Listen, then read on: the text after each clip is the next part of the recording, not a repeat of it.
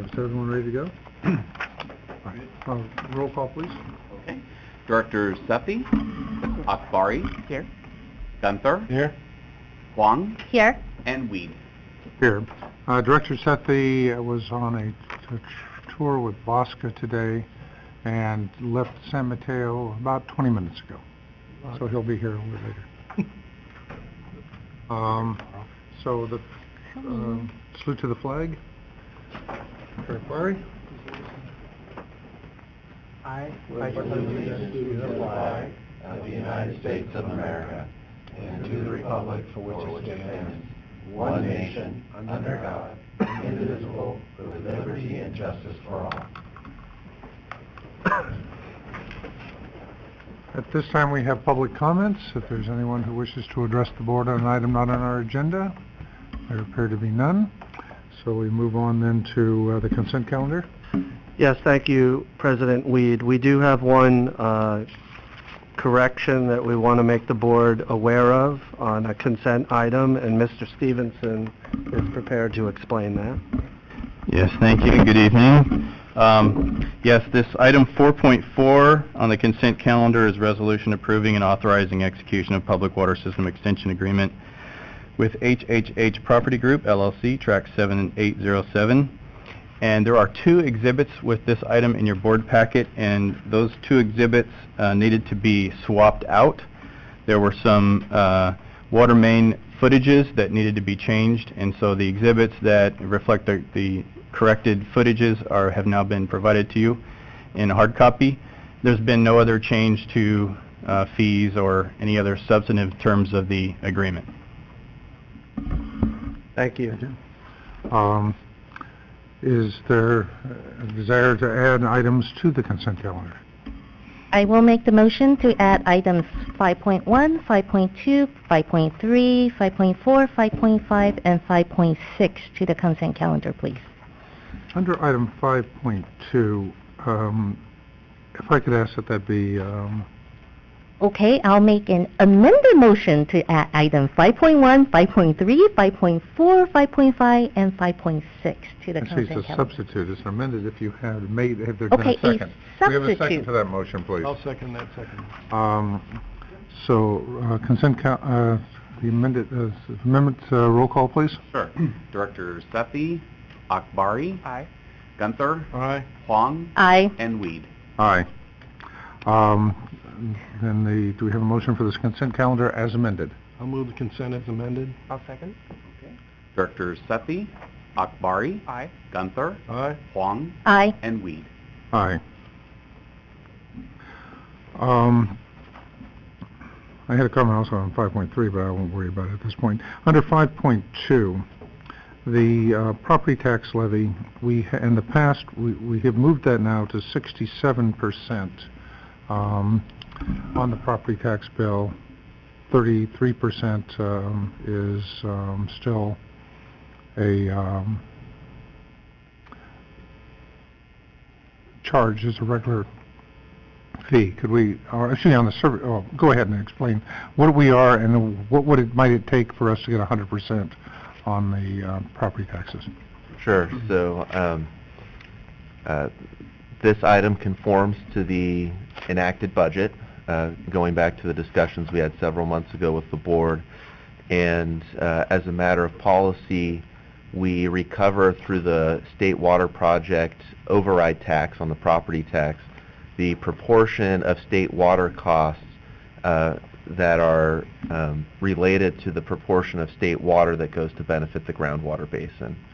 And due to the decommissioning of the Mission San Jose water treatment plant, through this recent process, we increased the cost allocation for state water costs that we collect through the property tax from about 60% to about 67%.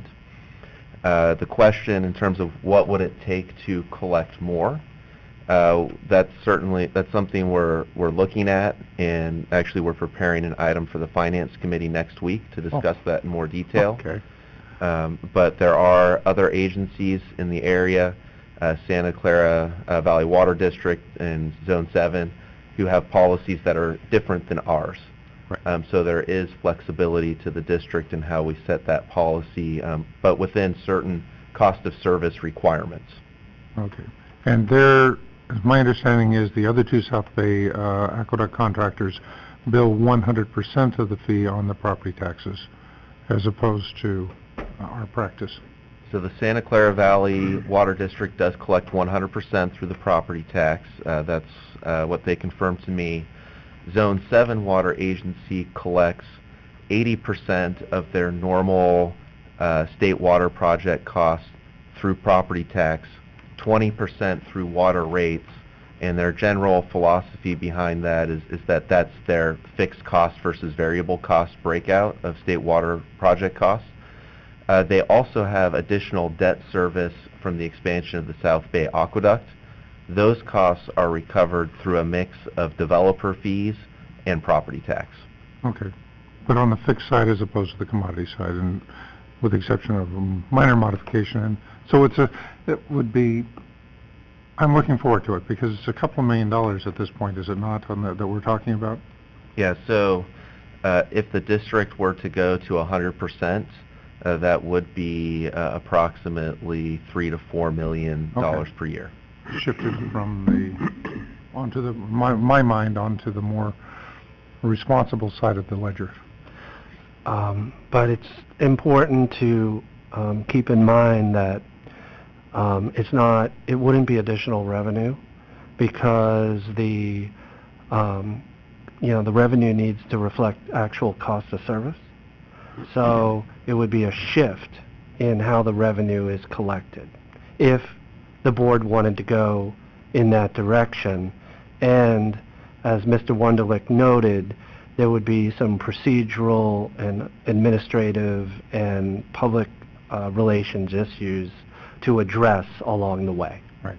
And I'm fully supportive of the concept of billing actual cost of services, which where 20% is related to water, power, and chemicals, and I would argue that 20% of our total bill should be on the commodity side. The remainder is a fixed service charge. I don't believe that's the item on the board. All right. Thank you. That was the clarification I was looking for. So, do we have a motion for item 5.2? I'll make the motion. I'll second. Moved and seconded. Roll call, please. Sure. Directors Sethy, Akbari. Aye. Gunther. Aye. Huang. Aye. And Weed. Aye.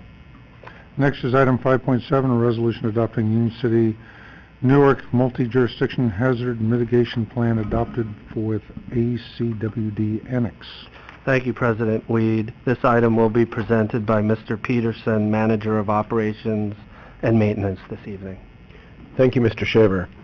This item, resolution adopting Union City, Newark multi-jurisdiction hazard mitigation plan adapted with ACWD Annex.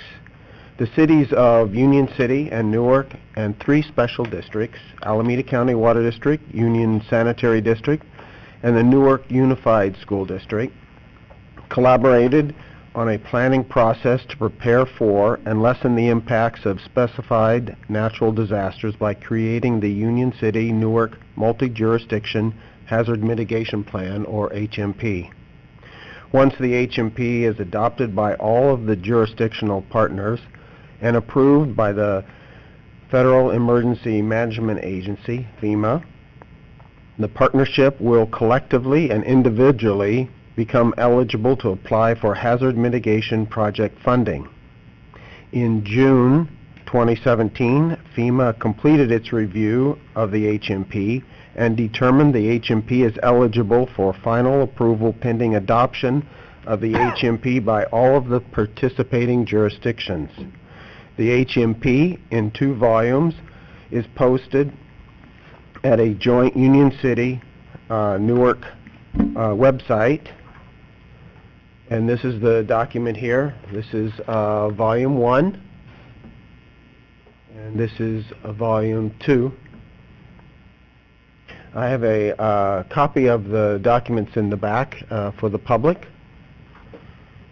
This item was reviewed with the Operations and Water Quality Committee on August 2nd, 2017. The development of the HMP began more than a year ago, beginning in June of 2016. The ACWD Annex can be found in Volume 2.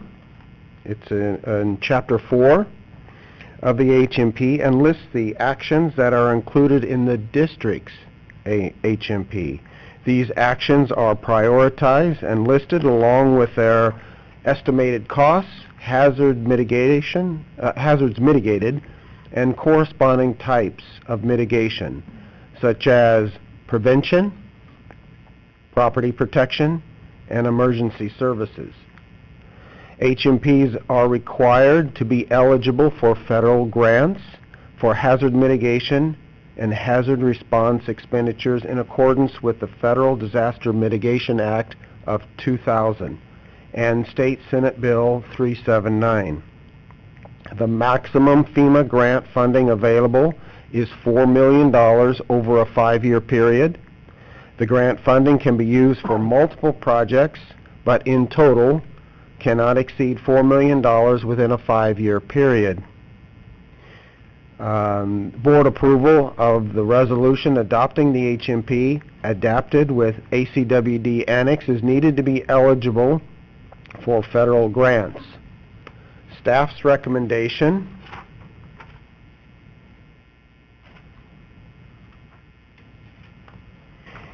is by motion approve a resolution adopting the Union City Newark Multi-Jurisdiction Hazard Mitigation Plan adapted with ACWD Annex as the district's hazard mitigation plan.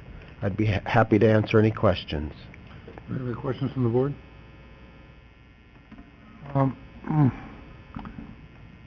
No difficulty at all with the Newark and Union City, but Fremont on their own, and we were not included. Are we eligible for grants through ACWD for projects within the city limits of Fremont in this process? That is a great question. In the resolution, it states that our facilities are, a lot of our critical facilities are located within the city of Fremont. So the fact that we are part of the Union City Newark Hazard Mitigation Plan does not preclude us from including facilities located in the city of Fremont. Okay. Then it also begs some questions on the city of Fremont and what the status of their application is. They took one before this council on a round. Was that their final action? Because I was told that they might be bringing it back because I provided them additional information before they took the vote. But they begged off saying, well, we don't have time to revise our agenda now, but we'll be addressing it in June. Well, now we're in September. It is yet to appear on their council agenda for revision. So does Fremont have a final plan, or do they have a preliminary plan that they still must finalize? I do not know the status of FEMA's review of the city of Fremont's plan, but let's presume that it is approved. There is an opportunity on an annual basis. These plans are supposed to be reviewed on an annual basis, and so there would be an opportunity for inclusion of amendments and changes on an annual basis if the adopting agency, in this case you're referring to the city of Fremont, were to allow that to happen and took that action. Okay. The two items of particular concern to me were the emission fault not being identified in the City of Fremont plan, even though it is on some identified in other documentations. We identify, my understanding is that ACWD asked that it be put onto the Union City and Newark plans, and many would argue that that is by far the most dangerous fault. Some call it the southeastern extension of the Hayward Fault, connecting Hayward, the Calaveras and Hayward faults, and 2 to 4 times greater potential earthquake with a vertical acceleration, much like Northridge. So not addressing it was a problem. And the second was a landslide map prepared by the city for the city of Fremont under their contract with Geolith Corporation at the time of the landslide, and they had forgotten that they had apparently redacted it from their other preparations, and there is a detailed landslide threat map that they now have in their possession that hopefully will be incorporated in their hazardous mitigation plan. So, if I may, President Lee, but I think it's fairly clear that our plan is independent from the City of Fremont's plan. And our plan will allow us to apply for FEMA grants, both pre-disaster for prevention and post-disaster. We will wish the City of Fremont good luck, but I believe the 2 hazards you have identified is included in our plan. So we are protected, and I think that should be the relevance to this board, that our infrastructure will be protected and we have the opportunity to apply for federal assistance. We can hope that it's covered, but my fear is that someone looking at this will say, well, you're not part of this geographical area, you're doing it by extension from a neighboring city, because Fremont chose not to bring us into I the don't believe tent. that would be true. I had the opportunity to sit in the committee to have the discussion, so I would ask for staff's clarification that my recollection is correct. Your recollection is correct. As a matter of fact, let me read something to you.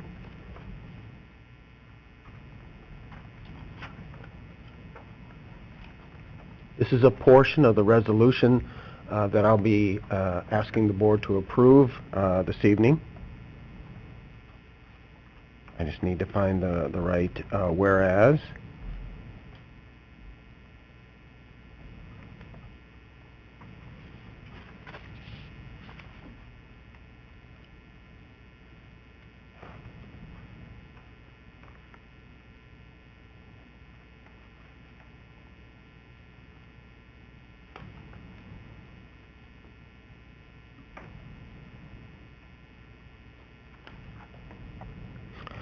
It's the 1, 2, 3, 4, 5, 6. The sixth whereas.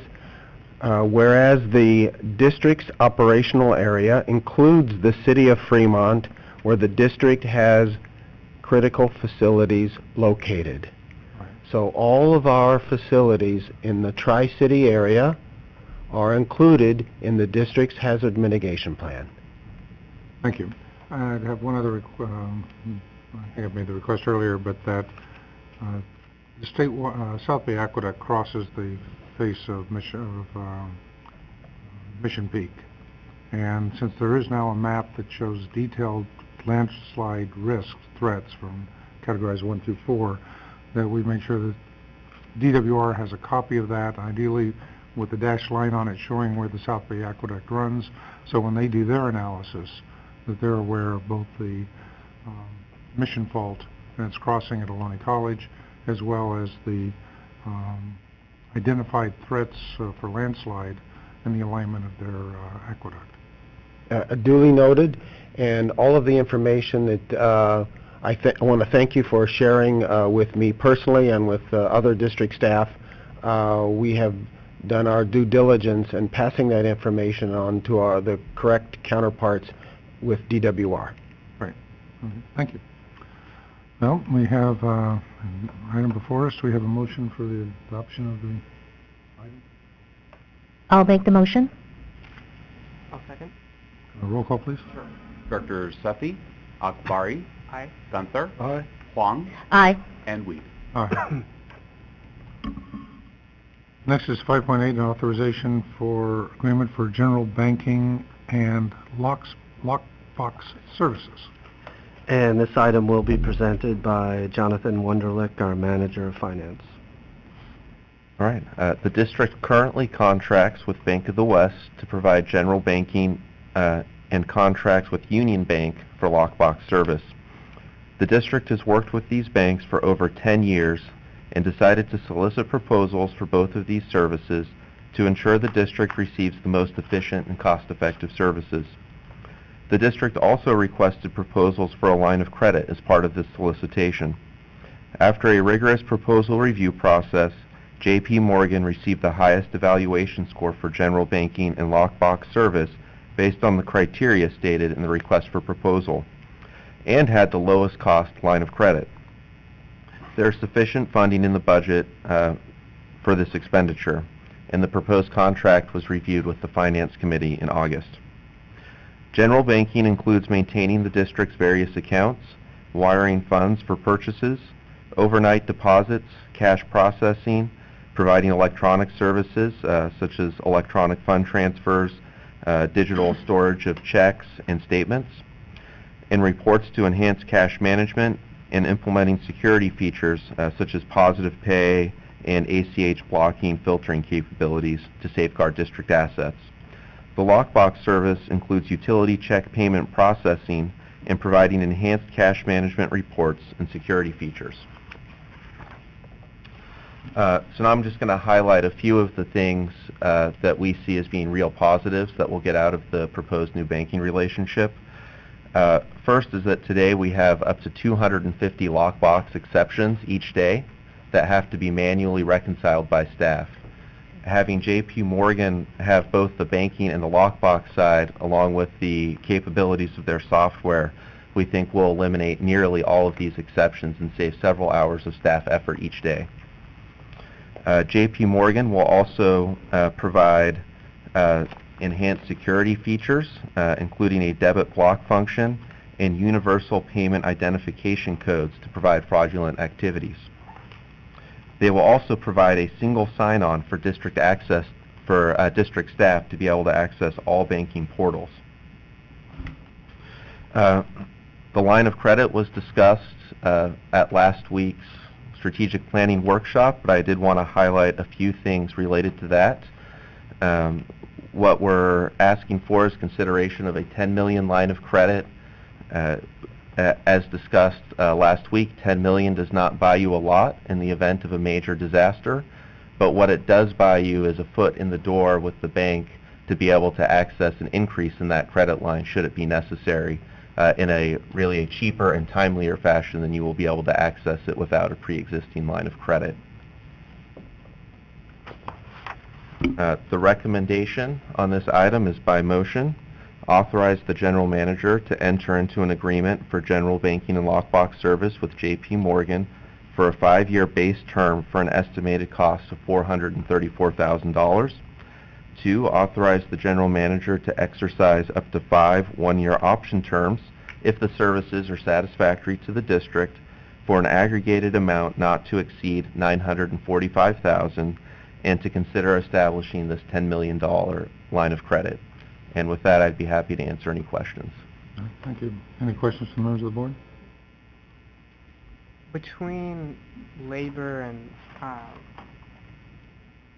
other costs associated, how much money would we expect to save over the course of 5 years, which is the recommendation here? So the cost of the services overall are generally consistent with what we're paying today. So we're seeing essentially a flat cost. In terms of staff time that we're saving with this, I do not have a formal estimate, but if it were approximately 4 hours, 4 to 6 hours a day of staff time, trying to do some quick math, that's probably worth $50,000 to $75,000 a year in sort of soft savings of staff time that can now be dedicated to other activities. Thank you. The first one is a personal contact. There's a Mr. Andrew Walters who was with San Jose Water, head of their administration, who spent much of his career at J.P. Morgan. So I would encourage you to he works in a parallel universe of investor-owned utilities, but I think can provide you some excellent, be very valued input in discussing just general concepts and particularly relating to the bank. Second, under contingency, the line of credit, we speak now of using this for contingency funding. I'd encourage the staff to look at the organizational structure we have for contingency response and determine if we need, ideally have separate accounts and accounting systems which make it easier to be reimbursed by FEMA after an event, but also for our internal use and organization when it comes to making decisions on how to spend the money and when to request it. I see that as one of the organizational improvements we can make, and looking at contingency as being a separate type of engineering. It's not O&M, it's not capital construction. It really is its own entity. So, Okay. For the board, I want to point out that in the recommendation, it's a three-part recommendation. In the third section of the recommendation, it says consider establishing a 10 million line of credit. It should be authorize, not consider. okay. My apologies. So are we still expecting the line of credit to cost, what was it, $10,000? So the cost of maintaining a 10 million line of credit is currently $10,000 based on their proposal. The line of credit is for a 1-year term and would need to be reauthorized each year. And based on prevailing market conditions at time of reauthorization, that fee would be adjusted. So for example, if JP Morgan were making a new proposal today, rather than the one they made several months ago, it would be a higher cost because there have been some adjustments in inflation benchmark rates in the past 4 to 6 months. I don't know exactly what it would be, but it would be probably a few $1,000s more expensive. As commented on in the planning session, that a major advantage of this is you have an ongoing relationship with a major financial institution. You're not trying to create a new one at the time of when everybody else is running to the window as well. Thank you. Do we have a motion for the item as amended to include the word authorize as opposed to consider? I'll make that motion. Oh. The amended motion. Amended, okay. Amended As edited. That's probably the edited motion. Recommendation as edited. Yes. The recommendation as edited. The recommendation as edited. Yeah, I'll make that motion. Sorry about Second. Moved and seconded. Roll call, please. Sure. Directors Sethy, Akbari, Aye. Gunther, Aye. Huang, Aye. and Weed. Aye. Next is item 5.9, authorization of agreement for electronic billing presentment and payment services, including a merchant card processing. And again, this item will be presented by Mr. Wunderlich. Thank you. District customers currently have the choice of receiving a paper bill or an e-bill, but this e-bill that they receive today, if they choose that option, is not fully coordinated with online payment options. Customers have many payment streams available for them to pay their bill. In fact, we have a flow chart that shows all the streams. I did not bring it with me tonight, but there are many different ways customers can make their payments. The district recently issued a solicitation for electronic bill presentment and payment services to identify potential improvements to the current customer experience and efficiencies in district business processes. The budget includes sufficient funding for this expenditure, and the proposed agreement was reviewed by the Finance Committee on August 15th, 2017. And so I would like to review what we've identified as some of the key improvements in the customer experience that can come out of this. First is improved service for customers paying with a credit card. Today, if a customer chooses to pay with a credit card, it goes through a third-party processor, and the customer is required to pay a fee of $3.50. What we're proposing through this contract is that the district would absorb those fees, and by the district absorbing the fees, the cost of the fee would actually be less than half of what the customer currently has to pay.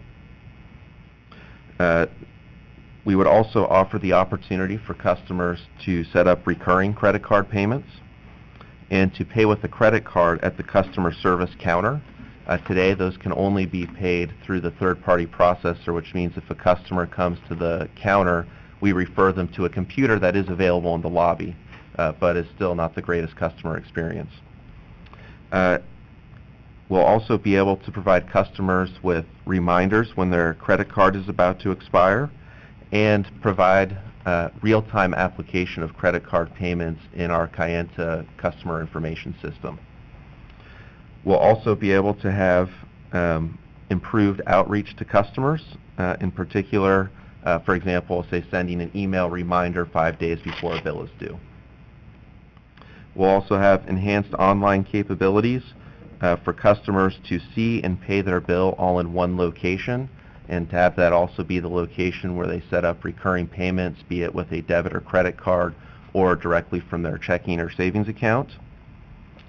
They will also, through that portal, be able to update information such as their email address or phone number, so that they can take direct control of making sure we have up-to-date information for them. And currently, some of our online payment options do not include any district branding. So when you go to the website to log in, there's no ACWD logo that you see there, and it may make you question if I'm really at the right place to pay my bill. So one of the options we'll have available here is enhanced district branding through our partnership. And following a comprehensive RFP review process, Invoice Cloud is the vendor that we've identified as providing the highest level of service. They also are a business partner with the parent company of our CIS provider and have done a number of integrations. And so we're very confident from their experience, both in the industry as well as with our specific billing system, that they'll be able to make this work well. So with that, the recommendation is by motion, authorize the general manager to enter into an agreement for electronic bill presentment and payment services, including merchant card processing with Invoice Cloud for a base term of 5 years with an aggregate amount not to exceed $697,000, and 2, authorize the general manager to exercise up to 5 one-year option terms if the services are satisfactory to the district, for a potential total contract term of 10 years and for a total not to exceed amount of $1,520,000. With that, I'd be happy to answer any questions.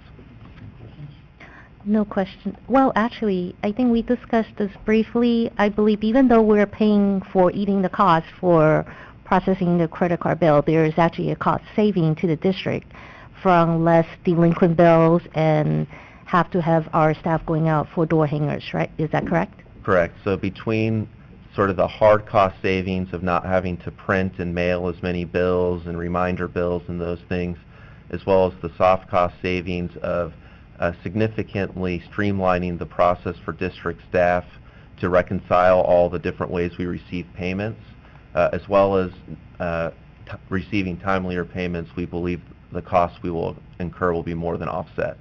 Okay. Thank you. I'm good. The flow chart you mentioned, would you mind sharing that with us?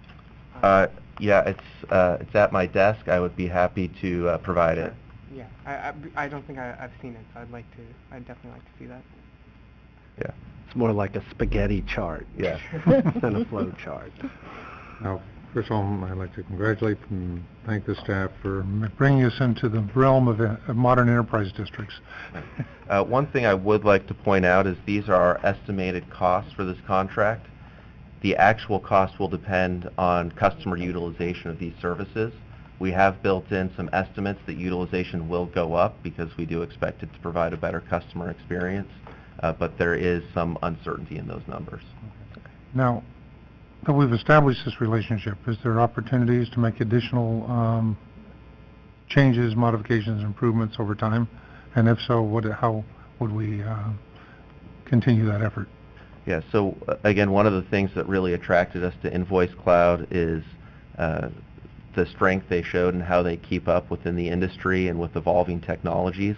So we would anticipate, as new features are developed within the industry, that we'll continue to work with Invoice Cloud to implement those and continue to provide the best experience for our customers. Okay.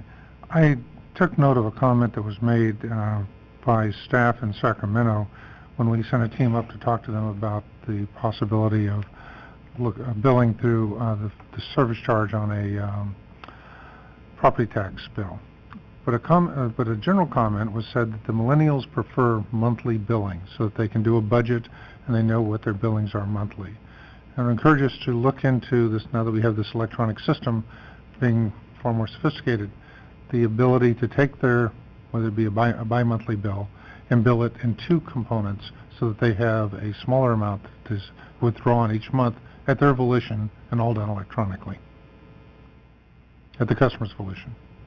Yeah, There's nothing in the system that precludes going to monthly billing in the future, should the district want to do that. right. There's nothing that would preclude that, and I think we can also investigate various options such as are available through PG&E, where you might say select a certain amount to pay every month all throughout the year, and some of those other programs, and we can see what sort of offerings they have. Good. And when we're looking at that, then also organizationally look to see if we really need to read every meter, which is every 2 months, or might we go to 4 months because of the extraordinary stability of water consumption for the vast majority of our customers. If I may, I think those are great ideas, but that's focused back on this contract. Oh, well, the And beauty is I we're think getting it to will the be contract, a and great topic to talk about maybe in the Finance Committee. part of the option, part of the beauty of this contract is that it opens up the ability to do far more innovative and responsible means of billing and customer response. So, great. Thank you, Judy. Actually, if I can ask one more question, how do we plan on spreading the word about this program? So Invoice Cloud makes their money based on customer participation, right? If no customer pays with a credit card or pays through their online system, they will receive no money. So we will be working very closely with them on an outreach plan for our customers. That's something that will be approved by district staff, though. We don't want them going out directly without sort of our involvement in that process, but they do have extensive experience doing this with a number of utilities, and so we would be working with our own public affairs staff as well as working with them to develop this messaging and outreach plan. And then prior to actually reaching out, we could certainly inform the board as to what we were planning on doing and keep you apprised that way as well. And to give you a sense of timing, although this contract and the banking contract are being approved tonight, there are lengthy implementation plans associated with both efforts. It's up to a 6-month process before the banking services completely transition to JP Morgan. And because of the nature of the payment systems with Invoice Cloud, there's a certain benefit to that following the banking.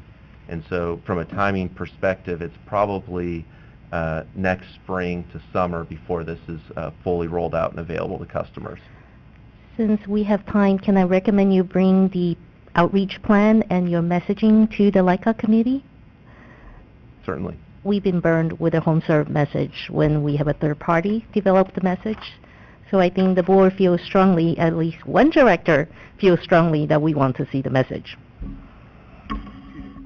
3. 3. Yeah, we can certainly bring that to the committee. I think Thank we you. have our marching orders. Yes. All right. Thank you. For a motion? I'll move staff recommendation. I'll second. Second, roll call, please. Director Sethy, Akbari, Aye. Gunther, Aye. Huang, Aye. and Weed. Aye. Item 5.10, one of some personal interest to me, is a ballot for the Association of California Water Agencies Region 5 Board election for the 2018-19 term. I'd be happy to introduce the item. Please.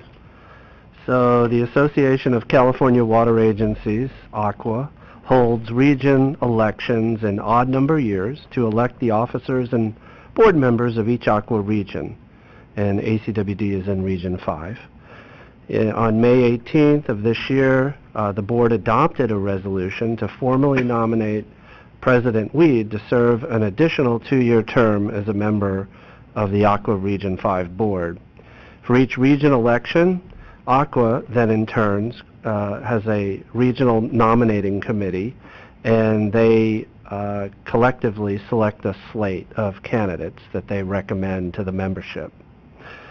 And then members of the nominating committee themselves are appointed by the region chair in concurrence by the region board in the odd year.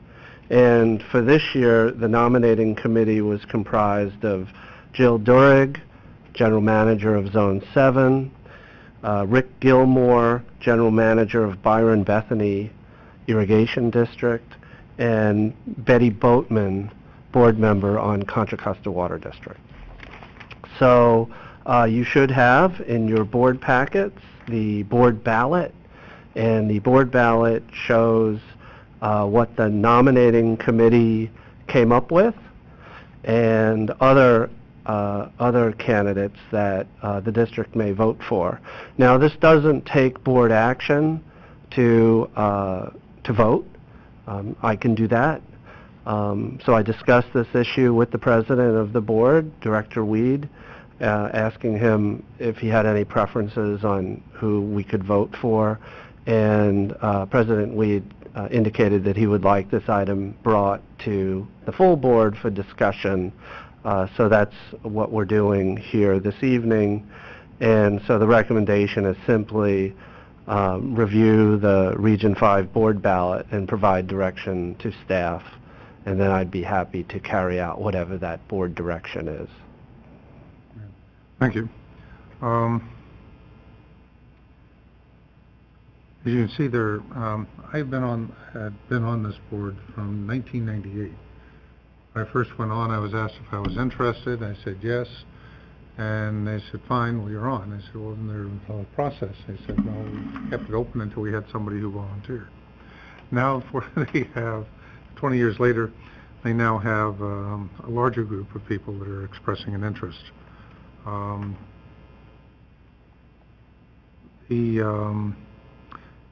And there may well be an opportunity if a vacancy appears during the board for people to apply to get back on later on.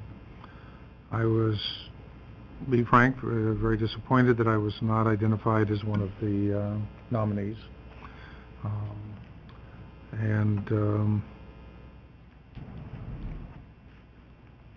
Thought of a number of issues that might come to play here. But I did want to, at least it was worthy to bring it to the attention of the board what has been proposed, and make note that I continue to be interested in serving on this organization should it become available.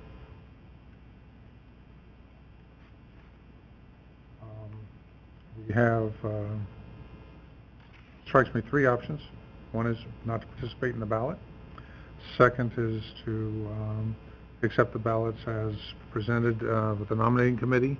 And third is to make it as a substitution, to express a statement of interest on the part of the board for what has transpired. So that I'll leave it open to board discussion.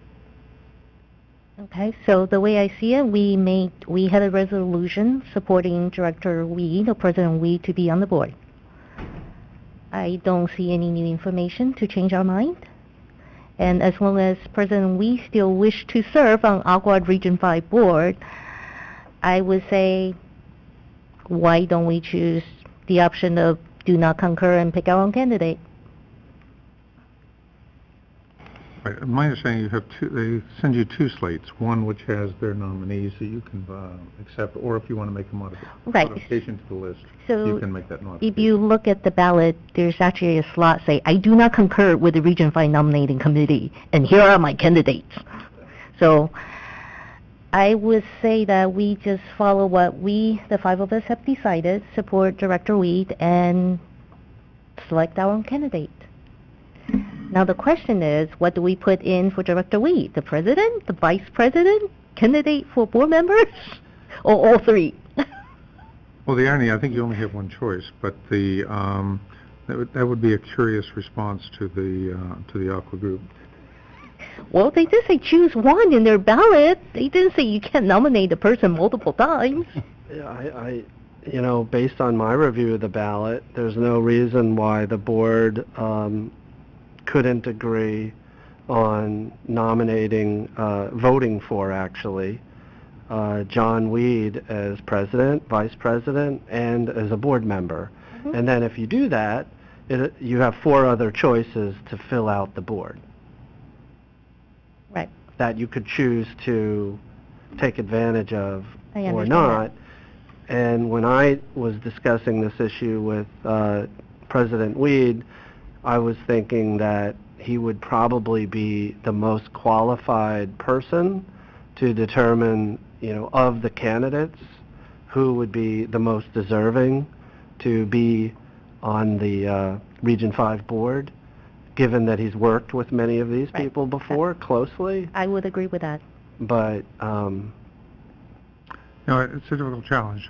Santa Clara has always had, from over the years, a number of representatives, going back to Larry Wilson, who was a director, and going all the way to his earlier days and earlier life with the Valley District for the merger.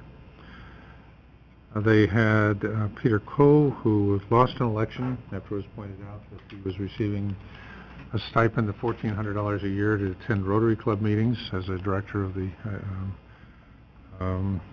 Santa Clara Valley Water District. We had a young attorney who was defeated by Gary Crimmin, who spent something like $440,000 in his election. So Brian. So now John Verrillo. So it's a difficult challenge here. They're all qualified people. Frank Mellon would be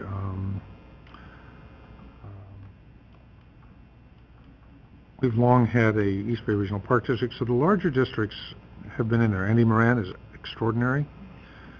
He is a former commissioner of the, he was the former general manager of the San Francisco PUC, and now is a commissioner.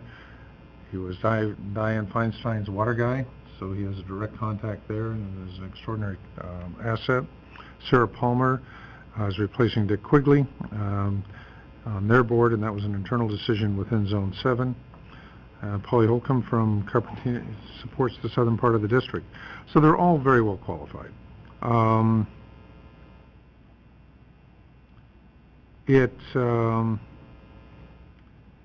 And so in the sense of trying to challenge this becomes a real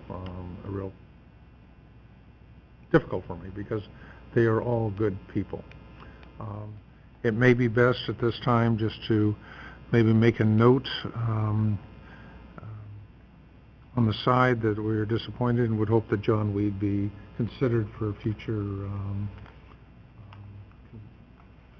be reconsidered for position should an opening occur.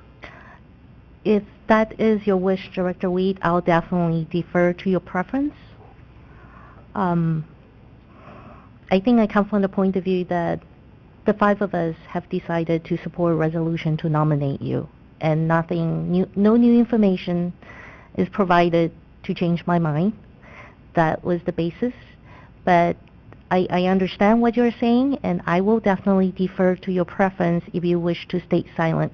Let me leave it this way. Then if we were to accept the nominating committee's recommendation, but when we submit the nomination, put forth a letter saying that the board requests that Mr. Weed be considered should an opening occur on the board. I see. If that's the pleasure of the board, we're happy to accommodate that. This is a foregone vote. I mean, It's hard to I'm challenge. okay with it, but I would almost like to say, let's mark the date and have a floor fight. I mean, it might be kind of fun to watch Aqua see what they do. If we just send a letter, you know what's going to happen. It'll be just No, it will be pushed recognized aside. by the people who, that there was a concern with the process, and they will take note. At the same time, I've always been a advocate for sunsetting or for in some cases term limits, not necessarily for a board director, that there needs to be some turnover on a board. I was the chair of this organization, voluntarily stepped down in order to generate some rotation. I'm glad to see that there's some rotation this year, and the board president. So I left after 4 years, and the next person stayed on for about 8 years. So Bill Rosen's been moved up fairly quickly. Well, he was from Goleta, a district that we have some relationship with now. And so Paul, Director Sethy arriving at 6:52, and welcome. He's been on a water district business prior to this. So we have the item before us. If someone formulated a motion to that effect, I think we could... We don't need a motion. No motion? Okay. I think I heard what you would like, President Weed, and we'll do just that. All right, thank you. Good. So that completes our action calendar. Next, I'll move into board committee reports. Is there any item that we wish to? We had a finance item which basically covered the finance meeting. And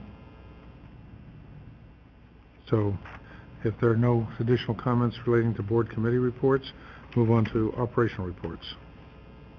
Is there any issue relating to the operational reports that anyone wishes to address? Staff does not have any presentations in mind. However, I did have a conversation with Vice President Sethy, and Director Sethy is interested in some data regarding meters and installations, and I'll make sure that I have that clear with you. It doesn't have to be now, and then we'll provide the information you requested. Okay. And then we go, there are no staff presentations. Do we have a general manager's report? We just have a couple of quick items. Jennifer Rogers is ecstatic to explain the wellness fair that we have scheduled for employees and board members should you wish to take advantage of it. Yes, I'm very excited to announce that on Tuesday, September 14th, so this Tuesday, Human Resources will be hosting the district's first ever employee wellness fair. The fair will be from 11 to 3 p.m., sort of an open house format here at headquarters, utilizing almost all of our conference rooms, including some of our outdoor space. We have over 20 confirmed vendors spanning sort of the spectrum of wellness, personal health, family community life, as well as career growth. To give you a flavor, we have a vendor coming to conduct confidential and voluntary biometric health screenings, and another offering free, very short-term chair massages. There will also be some fitness demos by 24 Hour Fitness. CSU Hayward will be here to give folks information on continuing their education. Alameda County Health Department will be providing family health info on asthma triggers, lead poisoning, and home injury. Club Sports will be providing free, also voluntary body composition testing. And Mothers Against Drunk Driving will be on site with their drunk goggles that folks can test to see what it's like when they're really drunk. And then we have Habitat for Humanity also coming to encourage community volunteerism and let folks know what they can do in the local, Tri-City community. We also got donated several gift certificates. We have a couple $100 gift certificates that were donated by Whole Foods, and a few smaller donations from Chipotle and the Kebab Shop that will be for participants who attend and visit all the vendors, and we'll be doing some raffles for those. So very excited. We hope folks participate and come. You all are invited to attend as well anytime on Tuesday, 11 to 3. And I want to give a special thanks to Kathy Barnes-Jones in my office, who really was the one that coordinated this entire event and made it happen. So looking forward to it. Is that this coming Tuesday? Correct, yes, this Tuesday. Oh, I'm sorry, September 19th, not the 14th, this 19th. I'll try to make yes. it. Thank you. Okay, thank you, Jennifer. And then just one other quick item. The California Water Fix is beginning to accelerate and move forward, and some other water agencies are planning on taking official positions, either in support or in opposition to the project. In October 10th, Metropolitan Water District of Southern California is looking to take a position, Santa Clara Valley Water District on the same date, and before that, Zone 7 is considering some action. Whether or not taking a position means anything on the state water project, it's not clear. given the current Department of Water Resources position in terms of their authority to implement the California Water Fix. But I just wanted to put this on your radar screen. There could be media attention in the near future, and staff is looking to make a presentation to the board at our next board meeting, which I believe is October 12th, on the California Water Fix. So I encourage you all to think about any questions or concerns or issues that you would like to see addressed in a presentation, so that we can be as responsive to the board as possible at the next board meeting when we make that presentation. Comments on that? So I guess this is a question for staff to follow up or comment, because I thought I got the answer. So there's no way we could opt out of it, right? Department of Water Resources' current position is there is no opt-out. Okay, so The way you opt out is you opt in and you sell to another water agency your water entitlement. So basically, it's irrelevant that we support or not support the project we are in. There could be political, there are other issues. So my current understanding is that you're correct. But we will see this play out. There will be a lot of media attention, and we'll keep the board as informed as we possibly can every step of the way. I guess what I would request is we haven't really been convinced of a business case for ACWD. There really isn't anything on the table beside the fact that we have no choice but to go along with it that is actually worth it for our district, for our customer to pay that, what, hundred some odd million dollars at the last count? Yeah. Without getting into any details, because obviously this item isn't on the agenda, there are a number of uncertainties remaining that we cannot even address yet. So the question that I would like staff to answer is, do your best, have a business case. I know we looked at alternative water supply. Take a look at that too, because based on the cost and based on change in state legislation, especially if direct potable reuse is allowed, the cost of our different water supply will change again, and the business case for the California Water Fix could change. So take a look at that. There are different variables in play. I understand it's very vague, but I would at least like to have your crystal ball guess. Yes, and I consider that an agenda request. Yes. Thank you.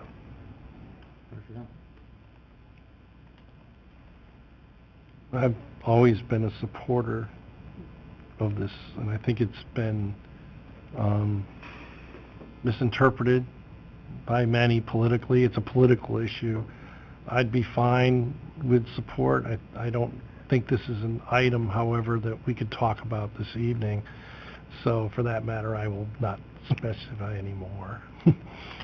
Yeah, it was meant to be an informational item and a thought-provoking item so that we can be as responsive as staff as possible when we make our presentation in October. Look forward to the presentation. Well, I'm not sure what kind of comments I'm allowed to make here. But, If there are things that the directors want staff to be ready for or to answer when they present this in October, now would be the time to give that direction to your staff. Basically, any data requests, information requests, questions that we won't respond to now, but in October is what we have in mind. The information requests, and I think this is, I don't know if you guys will actually be able to answer it or not, but what type of litigation should we anticipate associated with the project, and how would that affect the timeline of the project? Okay, we'll select the appropriate venue to have that discussion. I'm going to reserve comments right now, and I'll submit them directly to you. I would note that Alameda County Water District is 1% of the state water project, so we're not a major party. It's been suggested to me from a business standpoint, if they could get 70% buy-in, then they could they meet their numbers, the minimum numbers they need, and that would be the Met, and Kern County would achieve that. The rest of us may be along for the ride. I would encourage the South Bay Aqueduct contractors as a group to try and put in the mindset of the DWR that the South Bay Aqueduct is at the end of its service life. We're seeing more and more failures.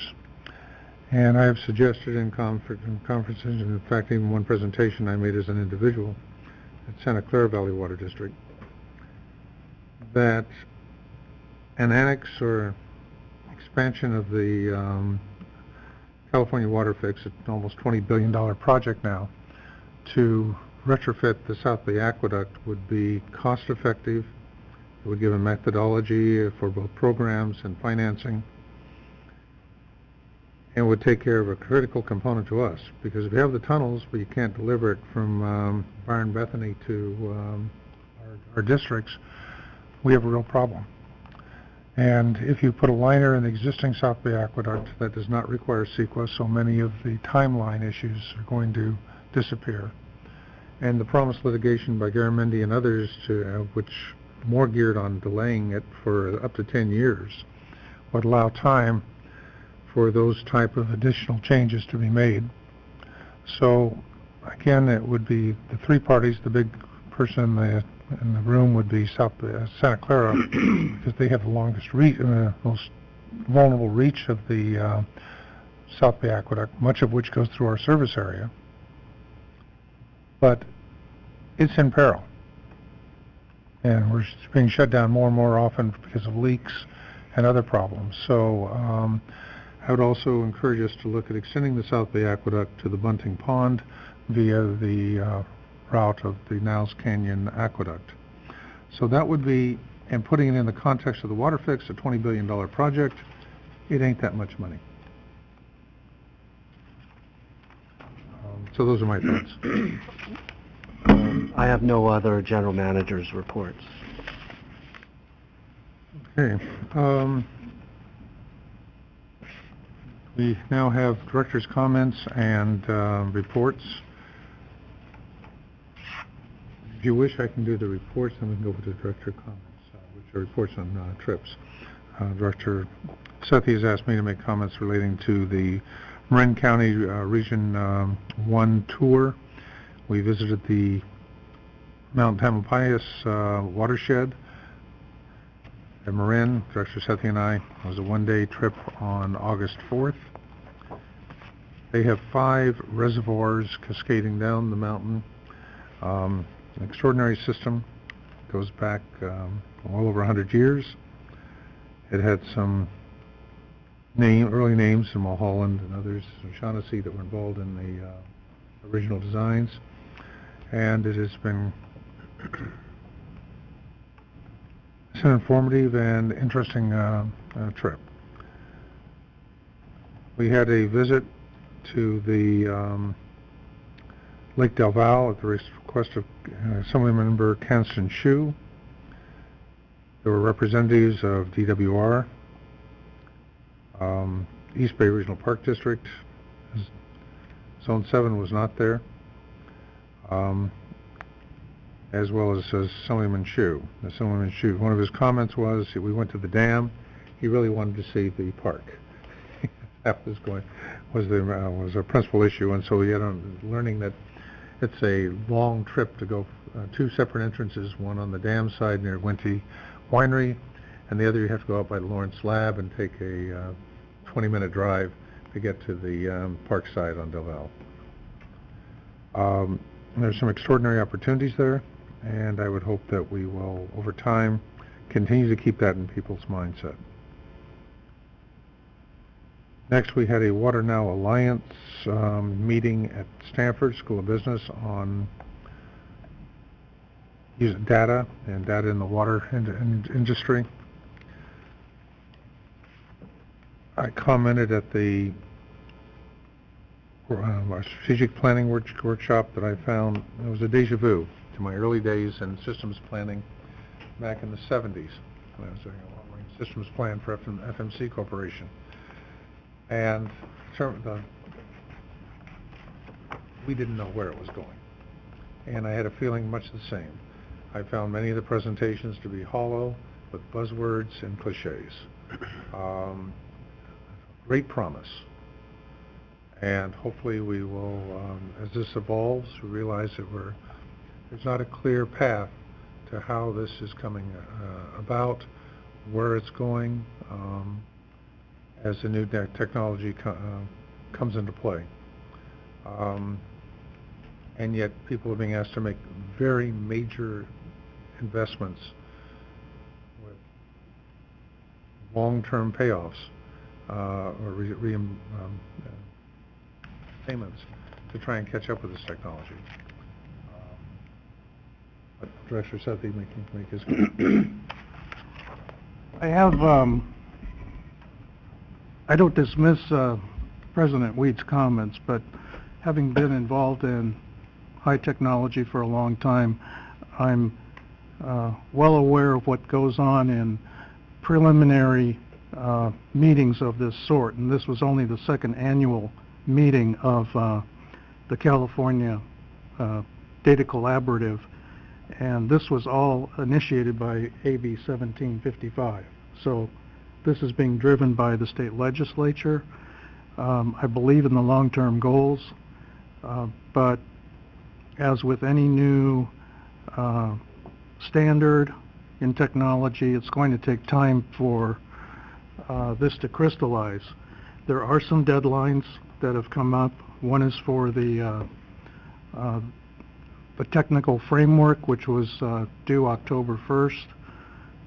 I'm sorry, September 1st, and is out for review right now. The technical specifications is due October 1st, so we'll have a chance to review that. And under mandate of the state legislature, everything has to be presented back by January 1st of next year.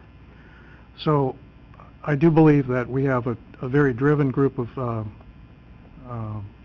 participants, and we have the participation of major technology companies like Google, Apple, Netflix, Facebook, others that are contributing to the California Data Collaborative.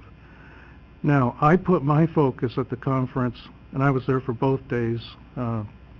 President Weed was there for the second day. I put my focus on what are the practical applications that will either save us money or help us make money. Additionally, I was looking for opportunities in terms of where we could benefit in our public outreach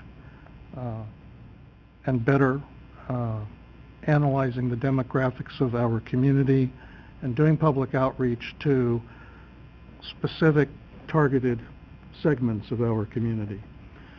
So I have put together a list of what I believe are those practical applications. I'm continuing to research these things with the California Data Collaborative itself and with other members and with the technology companies that are involved.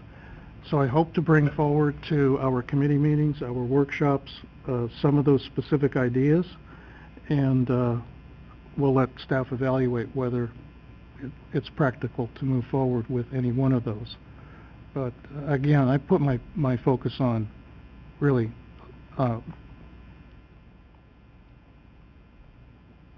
practical applications that have some benefit to the district. Okay? Let me, if I can piggyback on that. While the technical applications and looking at AMI and some of the others, things are traditional business ideas, I think they're still rapidly evolving, and I'll make a comment later, but something else came to my attention this past week. Ironically, the area of social media offers extraordinary promise. Facebook, Google, and to be able to target individuals in your communication strategy with particular issues and items, have the pop-ups on their computers even with messages that we could decipher from the from this extraordinary mass of data that these companies have developed. So it was not an area that I had gone into the meeting thinking was where it is, and it was in an area totally different. So this is when you come in looking at new technology, the people who've really come up with some remarkable outreach and engagement techniques are not the industry, but it's the teenage-driven social media world. So it's part of that paradigm shift in thinking that, and for a very nominal cost, you can reach people with messages based on other behavior that they're not even aware that they're exhibiting. So it's in that world, strange world of a new world, the brave new world we're entering into with social media. And it could have extraordinary benefits in the area of when we do get, once again, might need conservation in the future. I believe conservation as a way of life is a faith-based policy, but when we have the water, it's a wonderful thing. Try and use it. So good. I agree with those latter comments of yours. Do we have other comments on the board? I have some. Please. Sorry, I didn't mean to. Go ahead. So I was thinking from our last meeting, from the strategic planning meeting, about outreach, and I mean youth outreach in particular. So there were a few things that I wanted to, obviously I've mentioned all of these to Bob, but I think some of them that I want to bring up in the LICA committee meeting and work with you further with on these projects. So the first would be, I know we have right now a high school outreach program. I'd like to expand that and not just focus on junior or on high school students, but also on junior high students. Bring them in for tours, offer some sort of internship opportunities. I'd like to see that program definitely expanded. And I've spoken with New Haven School District and Fremont Unified School District, and both school districts. I haven't had a chance to speak with anyone at Newark, but from the two that I've spoken with, they're very much on board and very excited and they look forward to expanding that partnership with the Water District. The second is in the same line, but reaching out to Ohlone College, because I think that's a great spot for us to do a lot of HR outreach and hopefully get some new recruits, new hires from Ohlone. The third is not related to that at all, but I'd like for us to really make use of the new BART station that's opened up near us, and offer some sort of program where we're helping employees, encouraging employees to take BART, and then kind of bridging that last mile gap that we have right now. And the fourth, I was talking to a couple of folks at local nonprofits, and something that I know I've mentioned to you, Bob, several times is translating a lot of our documents that go out, whether it's the Aqua newsletter or just the bills or anything. I think there's a great opportunity for us to make use of some of the local nonprofits that we have, because some of them have even offered to translate the newsletters and things like that for us, and so I'd like to make use of that and offer Aqua being probably the first and foremost, but offer that in more languages than we do today. So those are the four things I wanted to bring up. Okay, and we have, as you know, varying degrees of some of these functions already, but that doesn't mean that they're optimized or can't be expanded. So, yeah, we look forward to further discussing your ideas, and the LICA committee would probably be the best one, and go from there. Thank you. Sure. No director comments this month, or requests. I'd like to comment on two areas. One, first, a conversation I had with one of our former directors, Glenn Reynolds, and just a few days ago, and then a Federal Affairs Committee meeting I attended today for Aqua in Sacramento. Talking to Glenn Reynolds, whose picture is second from the left, from the right here, a water geek, true water geek. Glenn was telling me that he had went out and purchased an ultrasonic meter, which he put in tandem with his own Badger meter at his home, and was amazed that the ultrasonic, far more accurate at very low flows, showed more than 5% increase in water consumption over the traditional Badger meters. That may go a long way to explaining the 10 to 20% water losses we experience in many of the systems, because it could be that this argument that the traditional meters do not pick up much of the low flows going through them. And North Coast is now in the process of evaluating it, and their preliminary, according to Glenn, their preliminary findings are the same, that the ultrasonic. So we may be looking at a new technology coming in that'll pick up the lower mounts. It becomes particularly important if you're looking at going into real-time meter reading on homes and other issues. If you're not picking up the low flows, maybe you're missing the opportunity to inform customers that they do have a small leak or some other water issue within their system. And Glenn's argument was the revenue increase and putting these new, the more accurate meters in more than covers their cost. So I encourage you to talk to Glenn and get his input and thoughts on this, particularly as it relates to AMI. At the Federal Affairs Committee meeting, and then later at working on in the Capitol, De Leon has proposed a bill to freeze all environmental regulations effective 1 January of this year. And that bill will sunset at the end of the term of the current President of the United States. The challenge is they've already had to start making amendments to that. The biological opinion for the Delta was revised in the current administration, so they have to make an exception there, and it's going down the path. It was a bit of a reactive type of legislation, but and hopefully it will it'll die a natural death. The next was I dropped into Bill Quirk's office. He has a bill that passed the Assembly yesterday with 46 votes related to limiting the ability of city governments to prohibit towers and microcell developments, the G5. Remarkably similar to what we're proposing with the AMI. That's not going to the Senate.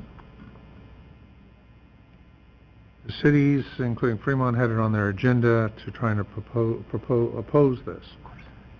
Last night on the radio, I heard the first of the fear-mongering advertisements saying that these hazardous, deadly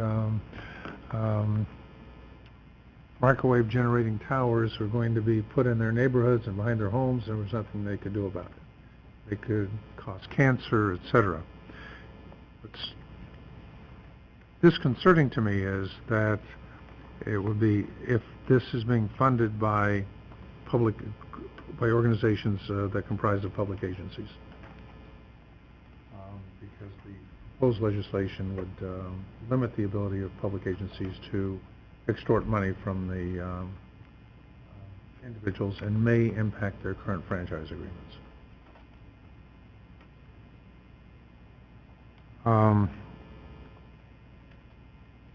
So we'll see how that plays out. Thank you.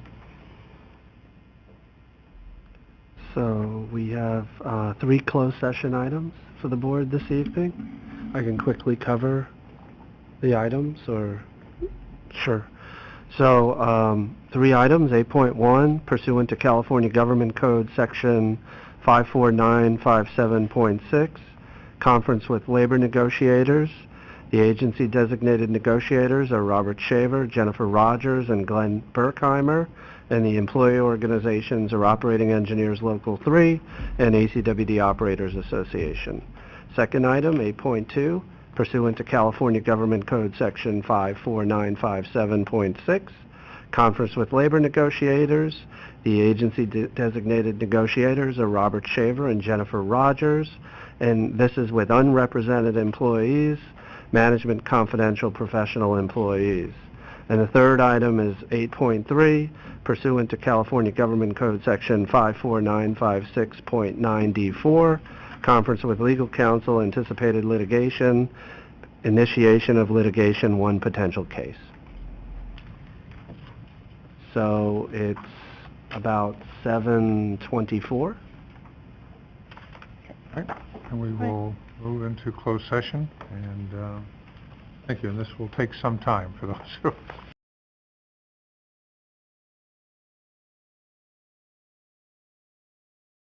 Into open session. It's 9:20 p.m. And I'll let the attorney describe what happened in closed session. Yeah, thank you, Mr. President. The board convened in closed session for 3 separate items, and I'm going to walk through them one at a time. For item 8.1, pursuant to California Government Code Section 54957.6, conference with labor negotiators, agency designated negotiators Robert Shaver, Jennifer Rogers, and Glenn Berkheimer. The employee organization is the Operating Engineers Local 3 and ACWD Operators Association. And in that closed session, direction was given to the agency designated negotiators.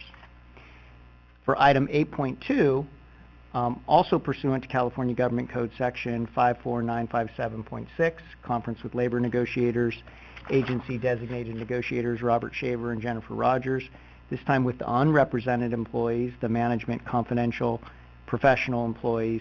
No action was taken in that closed session. And the third closed session, item 8.3, pursuant to California Government Code Section 54956.9, subsection D4, conference with legal counsel, anticipated litigation, initiation of litigation, 1 potential case.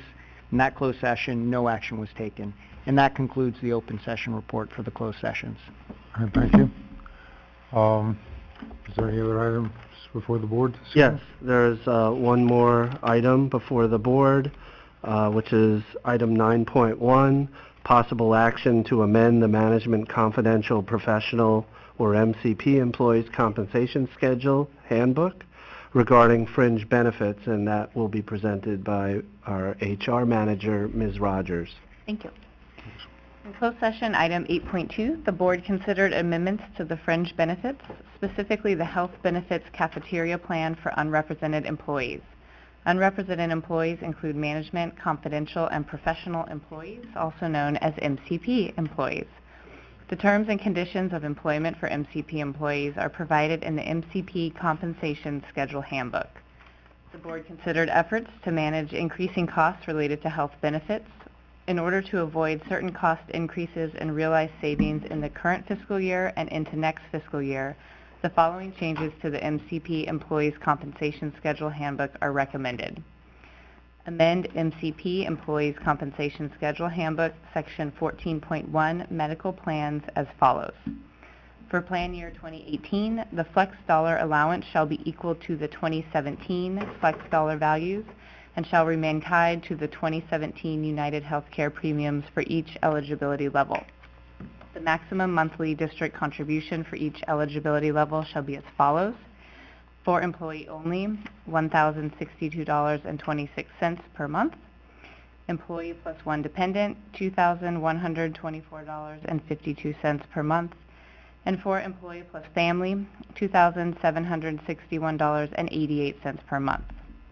Related to the dual coverage benefit for plan year 2018, the flex dollar allowance provided under dual coverage shall remain at the same levels as for plan year 2017. The maximum monthly district contribution for employees receiving the dual coverage benefit at each eligibility level shall be as follows. Employee only, $366.70. Employee plus one dependent, $733.39. And for employee plus family, $953.41 per month. The recommendation before the board, recommended by staff, is to approve amending the MCP Employees Compensation Schedule Handbook to limit the plan year 2018 flex dollar allowance for premium contribution and dual coverage benefit to the same levels as plan year 2017, as shown on the attached revision version of Section 14.1 medical plans of the MCP Employee Compensation Schedule and Handbook. And that's what I just handed out to the directors and to the public. Right. Thank you. Do we require an action? Yes. Yes, and as your counsel indicated, you do have a red line version Yes. of how the handbook would be amended, and you, you need to act on this evening. Right. So do we have a motion for the staff report as recommended and the document in our hands? I'll move the staff recommendation. I'll second. Moved and seconded. Any discussion? Roll call, please. Director Sethy. Aye. Director Akbari. Aye. Director Gunther. Aye. Director Huang. Aye. And Director Weed. All right. So, absent any other information or input before the board, we are adjourned. 9:25 p.m.